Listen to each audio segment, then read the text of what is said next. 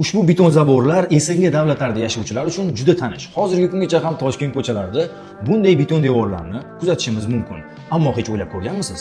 Nega bunchalik g'alati shaklda? Ushbu plitalarning rasmiy nomi PO2 bo'lib, u 1970-yillarda paydo bo'lgan. Uni arxitektor Boris Laxman o'ylab topgan. Vazifasi bo'lsa, zavodlar, harbiy qismlar, qamoqxonalar va stansiyalar uchun arzon, mustahkam va estetik panjara yaratish edi. Va bu vazifani u zo'r bajardi. Ushbu panjara SSSRning so'nggi davri arxitekturasiga juda mos tushgan. Laxman 3 ta variant taklif qilgan, ammo o'sha biz biladigan eng oddiysi rom shaklidagi tanlangan. Bu shakl quyosh nurini chiroyli tarzda aks ettiradi, changni yashiradi va yomg'irda o'z-o'zidan tozalanadi. Shuningdek, romplar mustahkamlikni oshiradi. Go'yo qattiqlik qovurg'alar singari ishlaydi. Bundan tashqari, bu shakl shovqinni aks ettirib, sochib yuboradi. Bu esa turar joylar yaqinidagi shovqinli hududlar uchun foydali. Buning uchun Laxmanga bor yo'g'i 50 rubl va bronza medali berilgan. Ammo bu medal uni qo'liga 10 yil o'tib, AQShga ko'chib ketgandan keyin topshirilgan. Darvoqe, Laxman 1981-yilda AQShga immigratsiya qilgan. U yerda u ijodiy erkinlikka erishdi va muvaffaqiyatli arxitektorga aylandi. Savdo markazlari, maktablar va kutubxonalar loyihaladi. SSSRda esa undan faqat PO2 plitalari qoldi. U hanuzgacha sobiq ittifoq shaharlari ko'chalarida turibdi.